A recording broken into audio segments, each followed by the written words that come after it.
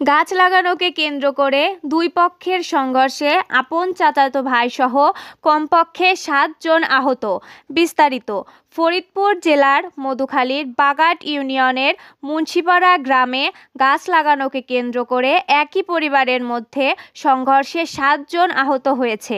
গড়াই টিভির অনুসন্ধান টিম সরেজমিনে গেলে প্রত্যক্ষদর্শীরা জানায়, গ্রামের মৃত হারেস মোল্লার বড় ছেলে প্রবাসী মাহবুব মোল্লার সাথে তার আপন চাচাতো ভাই ইমরান মোল্লার সাথে সুপারি গাছ লাগানোকে কেন্দ্র করে সংঘর্ষ বাধে।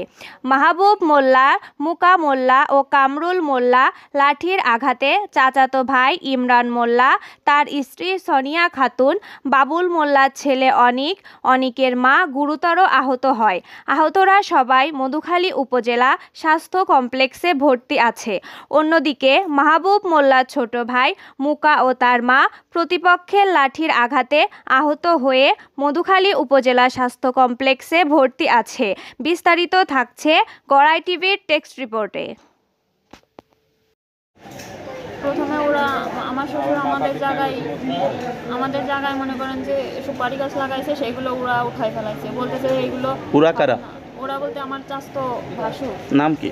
নাম হচ্ছে বড়জনের নাম মাহবুব, মেজজনের নাম হচ্ছে মুকা, আর ছোটজনের নাম হচ্ছে কামরুল। কামরুলের বাড়ি হচ্ছে আমাদের বাড়ির পাশে হচ্ছে মূল গ্যাঞ্জাম হচ্ছে বাদে হচ্ছে ওই কামরুলি মূল হচ্ছে সব। ওদেরকে ডাকে হচ্ছে ওই গাছগুলো উঠাই ফেলাইছে। যখন উঠাই ফেলাইছে তখন আমি কথা বলছি যে গাছ কেন উঠাইলো। গাছ উঠাইছে, তারপরে ওরা অনেক বকাবাজি করতেছিল, আমাকে বকাবাজি করতেছিল। তারপরে হচ্ছে এক মহিলা হচ্ছে কামরুলের বউ ডালিয়া, ও আসে আমার মারা শুরু করলে পরে এই খবর হচ্ছে যখন আমার হাজব্যান্ড বাজারে থাকাকালীন সময় জানতে পারে, ও ছুটে আসে ও ঠেকাতে গেলে ওরা 3 ভাই ধরে মারে। কি দিয়ে আঘাত করে? মাথায় হচ্ছে কুদাল ছিল, কুদাল দিয়ে আঘাত করে। প্রথম আঘাতটা করে কে? প্রথম আঘাত করে হচ্ছে কামরুল। তারপর মাফ করছে। 3 জনই মাথায় আঘাত করে। মাথায় 2 ভাই ধরছিল আর একজন মারছে।